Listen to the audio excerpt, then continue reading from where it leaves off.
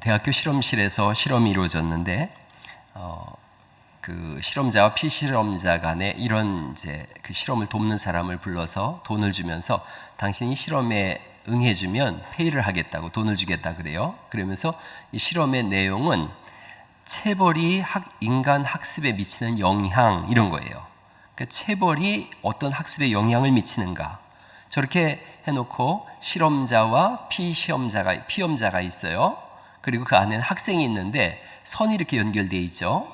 저 선생, 피시험자, 즉 돈을 받고 저 시험을 돕는 사람은 문제를 내는 거예요. 그랬을 때 이 학생이 문제를 틀리면은 스위치를 눌러요. 저 이렇게 버튼이 눌러져 있죠. 1단계 버튼을 누르면 전기가 흐릅니다. 전기가 좀 약하게 흘러요. 또 틀리면 2단계, 3단계 이렇게 해서 10단계 버튼을 누르게 되어지면 저 안에 있는 사람이 거의 죽음 직전까지 갑니다. 그래서 이 시험을 통해서 이제 죽을 수도 있는데 물어보는 거예요. 당신은 이 시험에 선생님이 돼서 동참하시겠습니까? 안 하시겠습니까? 교사로 참여할 겁니까? 안 할 겁니까? 이걸 물어보는 거예요. 여러분, 이 시험은 예일대학교 스탠리 밀그램 교수가 행한 복종 실험이라 그래요. 복종 실험. 근데 이 시험은 사실은 체벌에 관한 거는 미끼예요. 그런 시험이 아니에요. 나치 시절에 유명했던 학살자 중에 아히만이 있어요. 저 서 있는 사람이 아히만입니다. 저 사람이 재판을 했어요. 재판을 했는데 그 유대인들 너무 많이 학살해서 사형 선고를 내려야 되는데 너무 사람이 그렇게 평범하게 생긴 거예요. 그 이 사람이 와서 하는 말이 나는 무죄다. 무죄를 주장해요. 군인으로서 명령받은 걸 따랐을 뿐입니다. 그 사람들이 다 웅성웅성하는 거예요. 인간이 어떻게 저렇게 악할 수가 있냐. 수많은 사람을 죽여놓고 죄책감 하나 없이 나는 명령을 따랐을 뿐입니다. 그러자 밀그램 교수가 이렇게 얘기를 했어요. 그걸 보면서 인간은 다 아히만이 될 수 있다.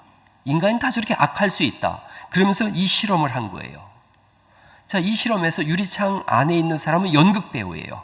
그래서 전기는 사실 연결되어 있지 않지만 저렇게 1단계 버튼을 누르면 막 이런 표정을 짓는 거죠.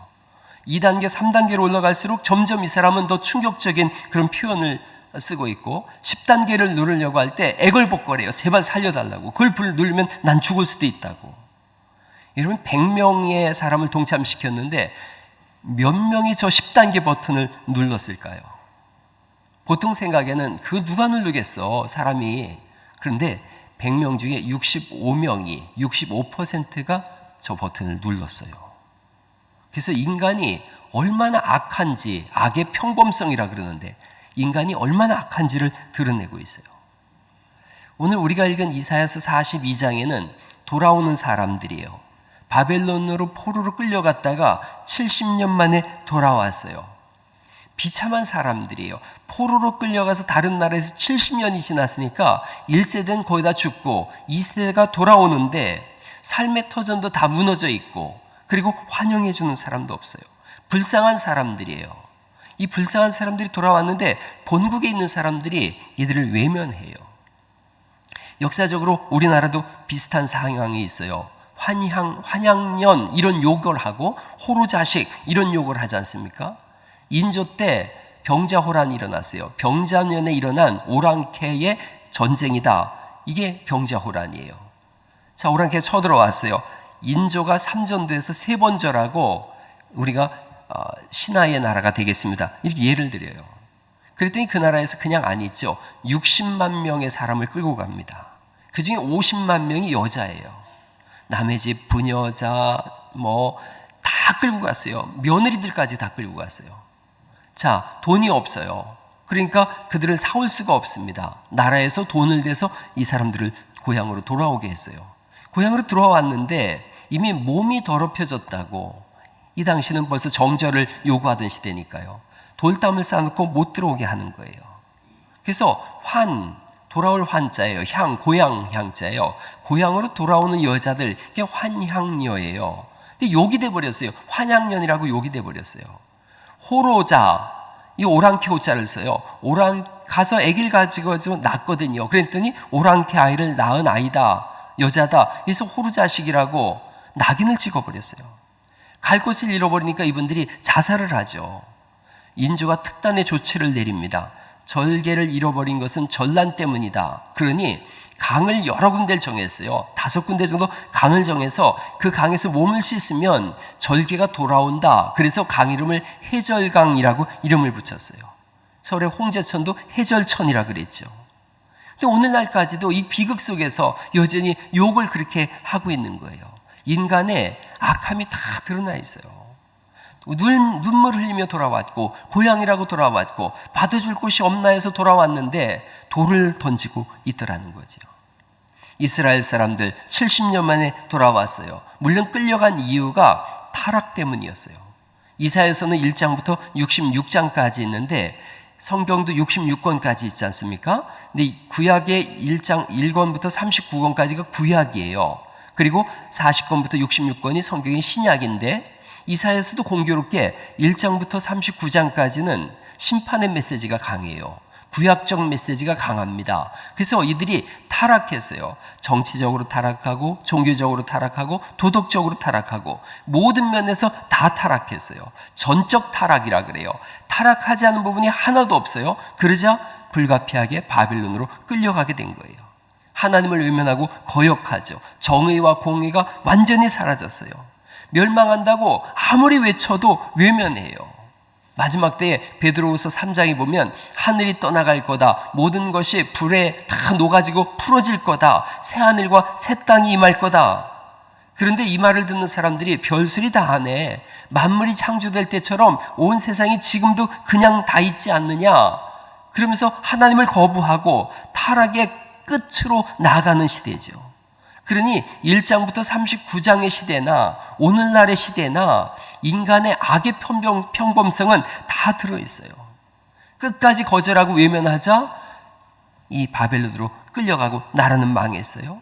70년 만에 돌아옵니다. 하나님께서 너희가 이제 종살이 한 것으로 모든 빚을 다 갚아줬다 이렇게 말씀하고 있는 거예요. 그래서 40장부터는 구원의 메시지로 완전히 바뀌어지게 되어져요. 여러분 40장을 볼까요? 40장, 이사야 40장이 구원의 메시지로 이제 싹 바뀌어져요. 39장까지가 그렇게 심판이었다면 40장부터 회복인데 40장 1절 말씀을 같이 한번 읽어볼까요? 1절 말씀 읽어보죠. 시작.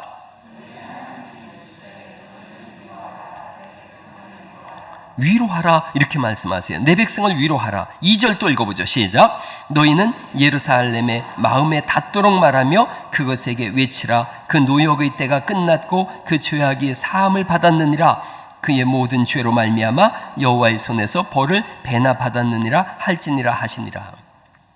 벌을 배나 받았다는 것은 옛날에 이 구약의 법에 남의 것 훔친 것이 있으면 2배로 갚았거든요. 그러니까 벌을 배로 갚았다는 것은 모든 죄악을 다 용서한다. 이제 돌아와라.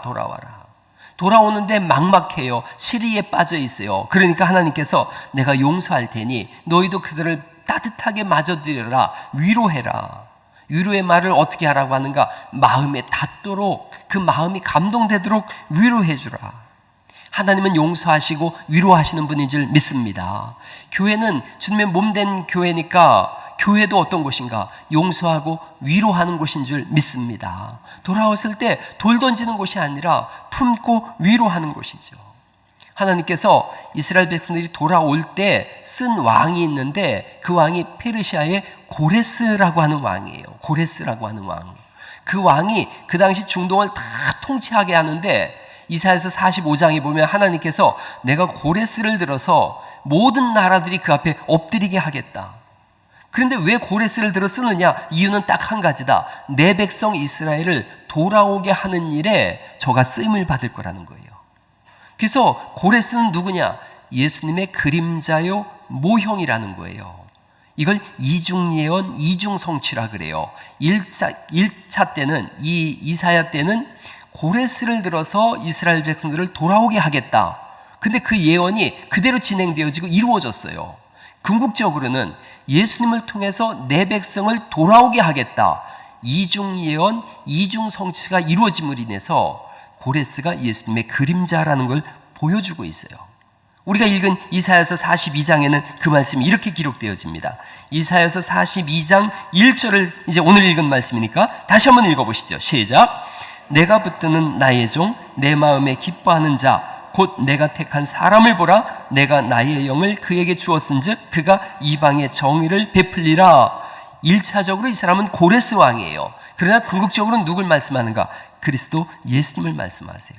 예수님이 어떤 분이신가? 하나님이 택하시고 하나님이 기뻐하는 분이고 하나님이 붙잡은 분이다, 이렇게 말씀하고 있어요. 그리고 이 말씀 그대로 마태복음 12장 18절에 그대로 재현되어지고 있어요. 내가 택한 종, 내가 기뻐하는 나의 종을 보라. 그래서 예수님이 누구신가? 하나님이 택하시고 하나님이 붙드시는 분이시다, 이걸 말씀하고 있어요. 그러면 이제 하나님이 택하시고 하나님이 붙드신 예수님은 어떤 일을 하시는가? 예수님이 하시는 일이 그 다음에 나오는 거예요. 2절 말씀 또 읽어볼까요? 2절 말씀 읽어보시죠. 시작.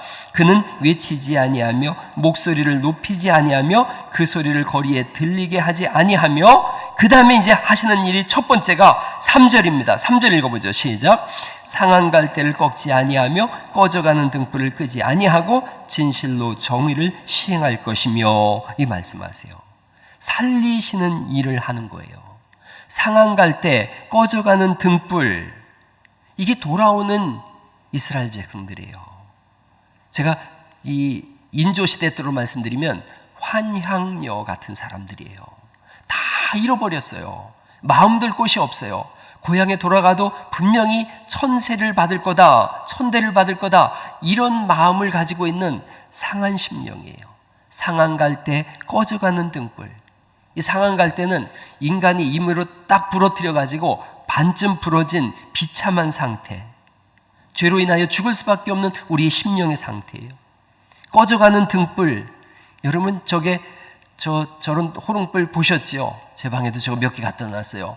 저거 불을 켰더니 진짜 끓음이 막 나더라고요. 기름이 떨어지면 심지가 타거든요. 끓음이 나고 눈이 따가워요. 그래서 꺼져가는 등불은 얼른 꺼버려야 돼요. 버림받고 체념한 사람들, 바벨론으로 끌려간 사람들, 그리고 예수님 당시로 말하면 로마의 식민지하에서 압제당하는 사람들. 로마 때에는 형식화되고 종교가 종교화되어졌어요. 화석처럼 굳어버린 유대교. 그래서 나는 이거 했는데 넌 못했지 그러면서 손가락질하고 정죄하고 돌을 던지던 그런 시대. 오늘날로 말하면 정신적 갈증이 있고 공허한 마음이 있고 병든 육신으로 인해서 마음 둘 곳이 없는 현대인들인 거예요. 여러분, 상한 갈대와 같고 꺼져가는 등불 같은 심령이 오늘날 이 시대에 얼마나 많은지 몰라요. 대한민국에 하루에 자살하는 사람이 37명이래요. 2018년에 13,670명이 자살을 했어요. 10,000명이 넘는 사람들이. 코로나로 인해서 1명 죽었다, 2명 죽었다 그래도 나라가 발칵 뒤집혀지는데 10,000명이 넘는 사람들이 자살을 했어요. 더 이상 소망이 없다고 생각한 거예요. 나는 상한 갈대야. 나는 꺼져가는 등불이야. 그래서 사람들도 나를 외면하고 그리고 나에게 돌을 던질 거야. 절망한 사람들이에요. 예수님이 다르게 접근하세요. 나는 상한 갈대 꺾지 않고 오히려 소생시킨다. 꺼져가는 등불이라고 내가 거기다 기름을 채워줄게. 그분이 예수님이신 줄 믿으시기 바랍니다. 그게 3절 말씀이에요. 그래서 복음 중에 복음이 이 3절이에요. 상한 갈대, 꺼져가는 등불인 우리에게 오셔서 내가 너를 다시 살릴게 하시는 분이 예수님이세요. 여러분, 4절 말씀, 5절 말씀 읽어볼까요? 4절, 5절 읽어보죠. 시작. 그는 쇠하지 아니하며 낙담하지 세상의 정의를 세우기에 이르리니 섬들이 그 교훈을 앙망하리라. 그러면서 5절에 이렇게 표현하고 있어요. 이 일을 누가 행하시는가? 5절 말씀 또 읽어보죠. 시작. 하늘을 창조하여 펴시고 땅과 그 소산을 내시며 땅 위의 백성에게 호흡을 주시며 땅에 행하는 자에게 영을 주시는 하나님 여호와께서 이같이 말씀하시되 6절. 나 여호와가 의로 너를 불렀은즉 내가 네 손을 잡아 너를 보호하며 너를 세워 백성의 언약과 이방의 빛이 되게 하리니. 7절. 네가 눈먼 자들의 눈을 밝히며 갇힌 자를 감옥에서 이끌어내며 흑암에 앉은 자를 감방에서 나오게 하리라 말씀하시는 줄 믿습니다. 하나님이 5절은 그거예요. 전능하신 하나님께서, 하늘 만드시고 땅을 펴신 전능한 하나님께서 내 손을 잡아서 반드시 그 일을 이루겠다, 이걸 말씀하세요. 1차적으로 여기에 나온 분은 1차적으로는 고레스 왕이에요. 궁극적으로는 그리스도 예수님이시고, 결론적으로는 오늘 우리에게 하시는 말씀이에요. 내가 내 손 잡아서 이끌어낼 것이고, 그리고 너는 또 다른 사람의 손을 잡아 이끌어내서 다 살게 하신다라고 말씀하시는 줄 믿습니다. 마태복음 12장에 이 말씀이, 이렇게 구약의 말씀이 다시 반복된 데는 12장의 사건이, 이런 사건이 나와요. 사람들이 어떻게 하면 예수를 죽일까, 예수를 어떻게 하면 죽일까 다 모여서 이걸 논의하고 있는데 14절에 그런 말씀이 나와요. 근데 예수님은 다르게 말씀하세요. 어떻게 하면 저들을 살릴까? 이게 달라요. 14절에 어떻게 하면 예수를 죽일까? 예수님은 15절에 그들의 병을 다 고치시고, 이렇게 표현하고 있어요. 그리고 다투지도 아니하고 들레지도 아니하리니, 이 들렌다라는 표현이 좀 어렵지만 소리 지른다, 이런 뜻이에요. 어떻게 나한테 그럴 수가 있어? 살리는데 왜 날 죽이려 그래? 소리 지르지 않더라는 거예요. 억울한데 억울하다고 막 소리 지르지 아니하시더라는 거죠. 배반한 유대를 향해서 오히려 불쌍히 여기세요. 예수님 성경을 보니까 평생에 서운했어, 이 말씀이 하나도 없더라고요. 오히려 그런 상황 속에서 불쌍히 여기셨다. 이유는 딱 하나예요. 예수님 눈에 비친 우리는 꺼져가는 등불이고 상한 갈대 같았어요. 죄의 노예로 살면서도 죄인인 줄 모르고, 죽으면서도 왜 죽는지 모르고 죽는 사람들. 이 당시로 이사야서로 가면 전쟁으로 인해서 부모는 다 죽고, 굶주림으로 인하여 버림받은 고아들, 가난, 배고픔, 추위에 버려진 인생들, 또 남의 나라 포로로 끌려가서 학살받고 학대받던 사람들. 이게 예수님 눈에 비친 우리예요. 세상은 상한 갈 때 마저 꺾어버리고, 꺼져가는 등불 냄새난다고 꺼버리는데, 예수님 다르게 말씀하세요. 내가 너를 보호하고 너를 세우고 빛이 되게 하고 이끌어내고 나오게 하리라. 할렐루야. 그분이 예수님이세요. 그래서 우리도 그 마음을 품는 거예요. 살리시는 예수님이구나. 여러분, 두 번째, 예수님께서 여호와의 종으로서 하시는 일이 뭔가 8절에 보면 이렇게 말씀하고 있어요. 이사야서 42장 8절 말씀을 또 읽어볼까요? 시작. 나는 여호와이니 이는 내 이름이라. 나는 내 영광을 다른 자에게, 내 찬송을 우상에게 주지 아니하리라. 9절 시작. 보라, 전에 예언한 일이 이미 이루어졌느니라. 이제 내가 새 일을 알리노라. 그 일이 시작되기 전이라도 너희에게 이르노라. 새 일을 알리노라. 이렇게 말씀하세요. 40장부터가 새 역사거든요. 예수님은 어떤 분이신가? 새 일을 행하시는 분이세요. 새 역사를 이루시는 분이세요. 여기서 새 일은 구원이에요.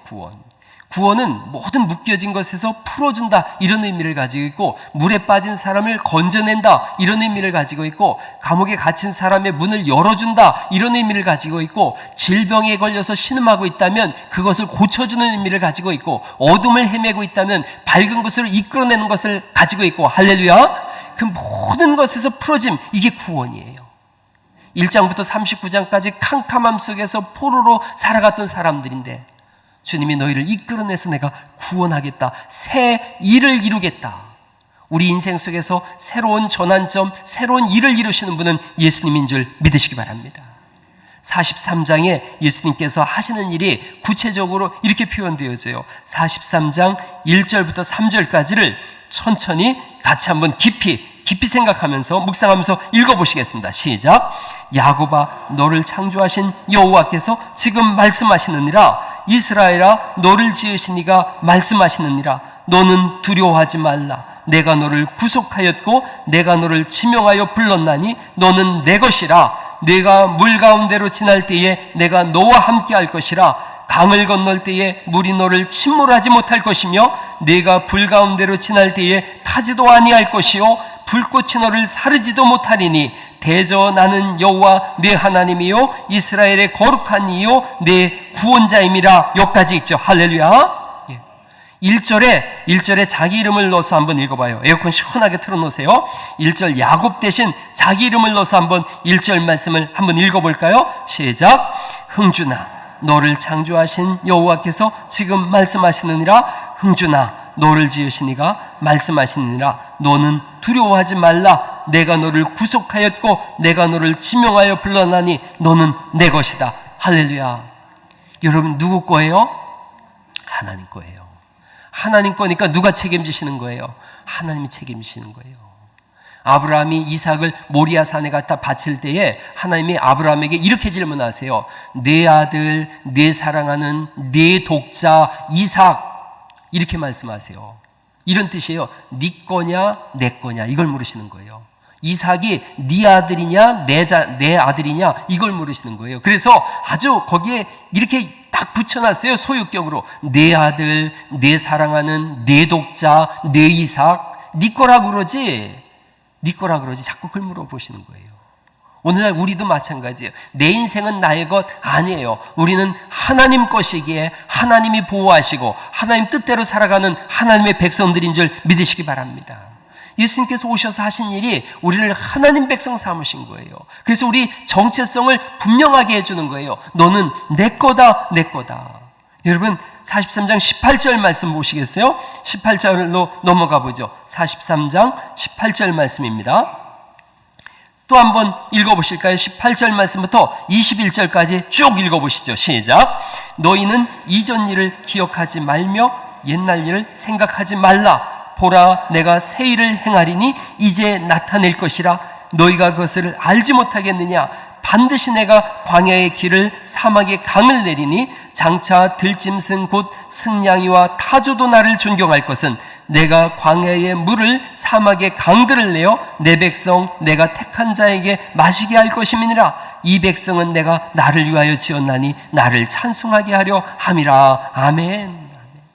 여러분, 이 페르시아 지역에서 이스라엘까지 오려면 광야를 지내야 돼요. 그 광야는 사람이 살 수 없는 곳이에요. 그런데 주님이 이렇게 말씀하시는 거예요. 내가 새 일을 행할 거다. 새 일을 행할 건데 광야에 길을 낼 거다. 사막에 강을 내서. 이게 어떤 의미냐면 출애굽 사건이잖아요. 이스라엘이 이집트에서 나올 때 하나님께서 광야에서 날마다 먹을 걸 내셨거든요. 날마다 물이 필요하다 그랬더니 반석을 쳐서 강물이 쏟아져 나오게 하셨거든요. 그런데 너희가 저 페르시아에서 돌아올 때 내가 그와 같이 너희를 인도해서 내 땅 가나안으로 이끌어낼 것이고 모든 만민이 네가 내 백성인 줄 알게 할 거라고 말씀하세요. 우리는 상한 갈대 같고 꺼져가는 등불 같고 광야 같은 사람들이고 사막 같은 그런 암담한 사람들이었는데 주님이 살리시고 새 역사를 쓰셔서 사막에 강을 내시고 광야에 길을 내서 하나님의 백성으로 살아가게 하시는 줄 믿으시기 바랍니다. 하나님이 하시는 일이에요. 예수님을 통해서. 찬송가 중에 예수님은 누구신가라는 찬송이 있지 않습니까? 제가 늘 그 찬송 우리 교회에서 여러 번 부르죠. 예수님은 누구신가? 약한 자의 강함 되시고 가난한 자의 부유함이 되시고 실망한 자의 희망이 되시고 아픈 자의 위로가 되시고 목마른 자의 샘물이 되시며 나의 목자가 되시고 나를 돌보시는 분이 예수님인 줄 믿습니다. 찬송가 83장이 나의 마음에 근심구름 가득하게 덮이고 슬픈 눈물 하염없이 흐를 때 인자하고 부드러운 음성으로 나를 부르사 위로할 자가 누가 있을까? 무거운 짐 등에 지고 인생길을 가는 자 힘이 없어 쓰러지려 할 때에 능력 있는 팔을 펴서 나의 손을 붙들어 나를 구원해 줄 이 누가 있을까? 4절에는 이렇게 돼 있어요. 요단강을 건너가서 시온성을 향할 때 나와 항상 동행할 이 누굴까? 두려움에 검은 구름 모두 헤쳐버리고 나의 갈 길 인도할 이 누굴까? 주 예수, 주 예수, 주 예수밖에 누가 있으랴. 슬퍼 낙심될 때에 내 친구 되시는 구주 예수밖에 다시 없도다. 할렐루야. 예수님밖에 없어요. 인생길에 어떤 상황에 처했든 예수님밖에 없음을 믿으시기 바랍니다. 예수님만이 우리를 구원하세요. 예수님만이 우리의 인생을 열어주시고 모든 묶여진 것에서 자유케 하세요. 그래서 새 일을 행하시는 분이세요. 그리고 예수님은 이 일을 하시는 데 있어서 조금도 무능하거나 낙담하거나 힘이 없거나 그렇게 하지 않으세요. 42장 4절에 이렇게 써 있습니다. 다시 42장 4절 말씀 읽어보시겠어요? 42장 4절에 있는 말씀 같이 읽어보시죠. 시작. 그는 쇠하지 아니하며 낙담하지 아니하고 세상에 정의를 세우기에 이르리니 섬들이 그 교훈을 앙망하리라 말씀하세요. 쇠하지 않는다, 낙담하지 않는다, 이걸 말씀하고 있어요. 쇠하지 아니하며 낙담하지 아니하고 공의를 세울 것이고, 섬들은 먼 나라들을 말해요. 모든 나라들이 주의 음성을 들을 거라는 거예요. 그렇게 주님이 모든 역사를 다 이루어내시고, 그리고 8절이 선포되는 거예요. 8절 말씀을 읽어볼까요? 8절 말씀 읽어보죠. 시작. 나는 여호와이니 이는 내 이름이라. 나는 내 영광을 다른 자에게, 내 찬송을 우상에게 주지 아니하리라 말씀하세요. 홀로 그 일을 다 이루시고 홀로 자녀들에게 찬송과 영광을 기필코 받아내시겠다는 거예요. 내가 너를 구원해서 너로 하여금 나를 찬송할 수 있도록 내가 반드시 그 일을 하겠다. 주님은 이 일에 있어서 실패하거나 실수하지 않는 분인 줄 믿으시기 바랍니다. 이스라엘 백성들이 이집트에 가서 400년간 종살이 했는데 모세 한 사람 보내는 거예요. 너 통해서 내가 이스라엘 백성들을 구원해낼 거다. 모두가 황당해한 거예요.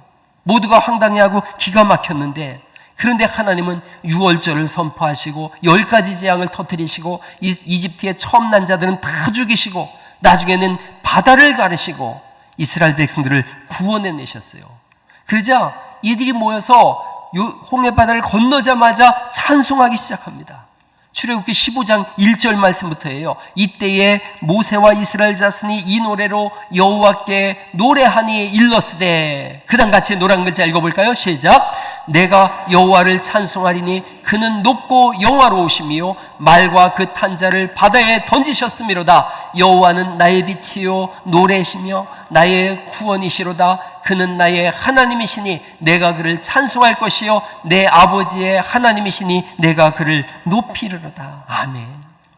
구원 역사를 다 이루시고 모든 성도들로 하여금 찬송을 받기에 합당하시고 그 일을 이루셨기에 우리가 두려움이 아니라 놀람과 감격 속에 무릎을 꿇고 하나님의 영광을 노래하게 되는 날이 오는 줄 믿습니다.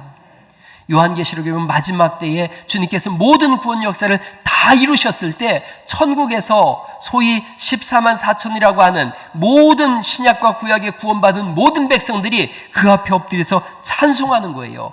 요한계시록 7장 9절 말씀부터인데, 이 일 후에 내가 보니, 이 일은 모든 구원이 다 끝난 다음에요. 각 나라와 족속과 백성과 방언에서 아무도 능히 셀 수 없는 큰 무리가 나와서 흰옷을 입고 손에 종려나무를 가지를 들고 보좌 앞과 어린 양 앞에 서서 큰 소리로 외쳐 이르되, 구원하심이 보좌에 앉으신 우리 하나님과 어린 양에게 있도다 하니, 모든 천사가 보좌와 장로들과 네 생물의 주위에 서 있다가 온 우주에 있는 모든 하나님의 피조물들이 다 엎드려서 보좌 앞에 엎드려 얼굴을 대고 하나님께 경배하여 이르되. 그 다음 같이 읽어보죠. 시작. 아멘. 찬송과 영광과 지혜와 감사와 존귀와 권능과 힘이 우리 하나님께 세세토록 있을지어다. 아멘 하더라. 아멘. 구원하시고 찬송을 받아내세요. 찬송을 받아내세요. 삶 속에 항상 평탄한 길만 있는 건 아니에요. 늘 잔잔한 강 같을 때도 있지만 대부분 큰 풍파로 무섭고 어려울 때가 있어요. 마귀는 우리를 삼키려고 입 벌리고 달려들 때가 있고요. 지은 죄는 언제나 우리를 약하게 하고 무너지게 해요. 그러나 우리가 기억하는 거예요. 예수님께서 오셔서 살리시고 새 역사를 쓰시고 우리에게 찬송을 받아내신다. 할렐루야. 삭개오라고 하는 이름 뜻은 깨끗한 사람이란 뜻이에요. 정의로운 사람, 깨끗한 사람. 근데 이 사람의 직업은 동족의 고혈을 빨아먹는 거머리 같은 제사장이에요. 이 사람의 속은 늘 무너져 있어요. 상한 갈 때요, 꺼져가는 등불이에요. 근데 꺼져가는 등불이잖아요. 아직 꺼진 건 아니에요. 기름을 넣으면 더 큰 등불이 될 수 있어요. 예수님이 이걸 아신 거예요. 그래서 그를 부르시죠. 내가 네 집에 유하여야 되겠다. 너도 아브라함의 자손이다. 구원이 오늘 이 집에 이르렀다. 꺼져가는 등불에 기름을 넣어줬더니 이 사람이 큰 등불이 됐어요. 그래서 내가 남의 것 토색한 것이 있다면 4배나 갚을 것이고 내 자산의 절반은 팔아서 가난한 이웃에게 주겠습니다. 모든 재산을 다 구제하는 일에 쓰겠습니다라고 하는 큰 등불이 되어졌어요. 상처 없는 사람 없고 고통 없는 인생이 없어요. 성경이 우리 보고 수고하고 무거운 짐진 사람들이라 그래요. 예수님 당시에 율법학자들이 막 손가락질하면서 이런 못된 죄인들, 돌아오는 사람들을 향해서 환양렬하고 손짓하는 그게 우리의 모습인데, 주님 말씀하세요. 수고하고 무거운 짐을 졌느냐? 내게 맡겨라. 내가 내 짐을 대신 지어주겠다 말씀하시는 줄 믿습니다. 그래서 인생의 소망 둘 곳은 예수님밖에 없어요. 예수님께 마음을 다 쏟아놓는 거예요. 제가 황등에 갔더니 율촌반점이라고 있더라고요. 율촌반점. 근데 이렇게 황등에서 저쪽 굴다리 쪽으로 지나가다 보면 동네도 하나 없고 사람도 하나 없는 한가운데 중국집이 있어요. 허벌판이에요. 가게가 될까요? 안 될까요? 물어보는 제가 바보죠. 가게가 안 되는 거예요. 젊은 부부가 돈이 없으니까 집을 찾다가 거기다가 정한 거예요. 그러니까 돈도 안 벌리지, 손님도 없으니까 부부가 이렇게 같이 얼굴을 보고 있어요. 여러분, 돈 없고 힘들고 부부가 얼굴 보고 있으면 어떤 일이 일어나는지 안 봐도 비디오죠. 날마다 싸우는 거예요. 날마다 싸우는 거예요. 그러다가 그 시할머니 되는 분이 교회를 가라 그랬대요. 교회를 왔어요. 목사님 들어보니까 너무 기가 막히죠. 교인들한테 갈 때 거기 가서 짜장면이라도 먹고 가라 그랬나 봐요. 그러니까 고마우니까 이분들이 한 번, 두 번 이렇게 오는데, 여자분은 신앙이 있고 남자분은 교회 처음 왔는데 몇 번 이렇게 오다가 신앙이 생겼어요. 그러니까 이분들이 주일날 문을 닫는데 오전은 닫고 오후는 열기 연 거예요. 그래서 또 좀 지나니까 안 되겠나 봐요. 문을 다 주일날은 무조건 문 닫았어요. 하나님만 의지하고 예배하고 기도했는데요. 친정 할머니가 오더니 700만 원 주면서 리모델링을 다시 해줬대요. 근데 중요한 건 그 지역에 갑자기 공사가 이루어져 가지고 날마다 손님으로 북적거리는 거예요. 제가 갔을 때는 파리만 날리더니 저 엊그제 가봤더니요, 손님이 북적북적해요. 열심히 신앙생활 하는데 그 여자분이 그런 얘기를 하는 거예요. 예배 때마다 늘 울고 있는데 그 여자분만 운대요. 하나님 주신 감동이 있더라는 거예요. 상한 심령이었는데, 병든 마음이었는데 주님 주시는 위로가 있어요. 예수님께 모든 걸 쏟아놓고 사는 그런 인생들 될 수 있기를 간절히 바랍니다. 내일 일을 기약할 수 없어요. 그럴 때 주님이 내가 너의 내일 되어줄게. 나는 미래도 없고 친구도 없어요. 그 예수님 말씀하세요. 내가 너의 친구잖니. 내가 너의 미래잖아요. 예레미야에서 있는 말씀, 하나님이 우리를 향한 생각이 있는데 그것은 소망이고 미래를 주려는 것이다. 나는 상한 갈대입니다. 내가 살려줄게. 나는 꺼져가는 등불입니다. 내가 기름 채워줄게. 성령님을 우리 안에 부어주셔서 우리로 하여금 불타오르는 삶을 살게 하신 줄 믿습니다. 예수님 믿고 다시 시작하는 거예요. 모두가 외면해도 예수님이 우리를 기억하고 계세요. 하나님이 우리를 위로하고 계세요. 사랑하고 계세요. 그래서 성경은 읽을 때마다 하나님이 우리를 사랑한다, 사랑한다, 이것만 말씀하는 거예요. 이사야서는 66장까지 있다 그랬잖아요. 66장 22절의 뒷부분에 보면은 내가 지을 새하늘과 새 땅이 내 앞에 항상 있는 것 같이 너희 자손과 너희 이름이 항상 내 앞에 있을 거라고 말씀하시는 줄 믿습니다. 주님이 우리를 항상 바라보고 계신다는 거예요. 이제 결론적으로 어떻게 살 건가 생각해 보세요. 우린 어떻게 살아야 될 것인가?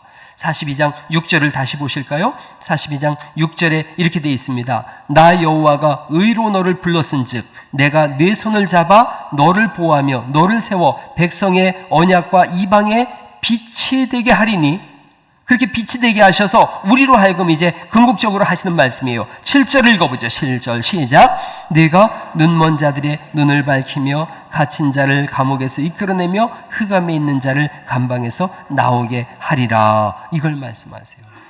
예수님이 일을 하셨는데 이제 이 사명을 우리에게 맡기시는 거예요. 7절 말씀은 복음의 증거자로 살라는 거예요. 사람들을 이끌어내는 삶을 살라는 거예요. 사람 살리는 삶을 살라는 거예요. 세상이 이야기하는 것과 다르게 사는 거예요. 세상이 주장하는 초대에 말씀드린 복종 실험을 우리는 거절하는 거예요. 누구를 죽이는 일에 있어서 아무리 복종하라고 명령을 해도 거절하는 거예요. 그리고 살리는 사람으로 살아가는 거예요. 여러분, 누구에게나 축복의 사람 될 수 있기를 간절히 바랍니다. 친절과 관용의 사람이 되는 거죠. 좋은 글은 제가 자주 인용하는데 장영희 씨가 쓴 이 아침 축복처럼 꽃비가라는 좋은 책이 있어요. 이분은 돌아가셨지만 아주 귀한 책을 남겼는데 세상 살아가다 보면 세 부류의 사람들을 알고 지낸대요. 첫째가 친근감을 느끼는 사람들인데 그들은 나에게서 5걸음쯤 떨어져 있답니다. 서로 넘어져도 다치지 않을 만큼 거리를 유지하고 있어서 서로의 실수에 대해서도 관대하대요. 적당히 떨어져 있으니까 잘한 박수치고 못해도 크게 비난하지 않고 좀 관대한 거예요. 둘째는 사랑하는 사람들인데 한 걸음쯤 떨어져 있대요. 서로의 자유를 존중하기 위해서 약간의 거리를 유지하고 있지만 내가 넘어질 때는 함께 넘어질 수도 있고, 사랑하는 사람이기 때문에 내가 넘어질 때 다칠 수도 있고, 그럼에도 불구하고 내게 기꺼이 손을 내밀 수 있는 그런 사람, 함께 넘어져도 함께 부축하고 일어날 수 있는 한 걸음 떨어져 있는 사람. 셋째는요, 나를 미워하는 사람인데 그들은 나와 등을 맞대고 있다는 거예요. 숨소리 하나까지도 다 들려요. 민감한 거에 서로의 움직임에 대해서 여차하면 밀어버리려고 등을 꼭 붙어 있다는 거죠. 언제나 내 실수를 기다리고 있다가 교묘히 이용하고 넘어지는 나를 보면서 손뼉치고 더 많이 다치는 쪽으로 밀치기도 한다는 거예요. 험한 세상 살면서 한 걸음 사이에 두고 있는 사람이 많으면 그 사람은 행복한 사람이에요. 등을 맞대고 있다면 지옥이에요. 그런데 이걸 이렇게 돌려서 얼굴을 마주보면 그게 천국이에요. 교회 생활도 여러분 중요해요. 5걸음쯤 떨어져 있다면 서로 2걸음씩만 옮기세요. 그럼 한 걸음 뒤에 이어져요. 또 신앙생활 하다 보면 얼굴을 마주보고 있다가 서로 싸워서 등을 돌릴 때가 있어요. 그러면 그때부터 지옥이 펼쳐져요. 여러분, 상한 갈 때 꺼져가는 등불이기에 늘 위태위태한 게 우리 인생이에요. 그런데 그때 한 걸음을 꼭 유지하셔서 손을 내미세요. 그리고 알뜰하게 내가 사랑하면서 살아가야 되겠다, 이 생각을 오늘 예배 속에 하세요. 그리고 이웃을 향해서도 내가 그런 삶, 관용 있는 삶, 너그러운 삶을 살아가야겠다, 이 결심을, 이 말씀을 드리면서 꼭 하세요. 톨스토이가 한 3가지 질문이 있어요. 가장 중요한 때는 언젠가? 이 세상 살면서 가장 필요한 사람은 누군가? 가장 중요한 일은 뭔가? 이 세상 살면서 가장 중요한 때는 지금이고, 가장 필요한 사람은 지금 내가 만나는 사람이고, 가장 중요한 일은 내 옆에 있는 사람한테 선을 행하는 일이다. 꺼져가는 등불 같고 상한 갈대 같은 그 사람에게 복음을 전하고 다시 한 걸음의 걸음 속에서 손을 맞잡아주는 사람, 주님은 그 사람을 우리에게 말씀하고 있어요. 결론으로 이렇게 써봤습니다. 오늘 3가지 말씀드렸는데 제가 앞에 하얀 걸 읽으면 여러분이 노란 걸 읽어주세요. 상한 갈대, 꺼져가는 등불, 3번째 시작, 살리는 사람으로 살아가라. 아멘.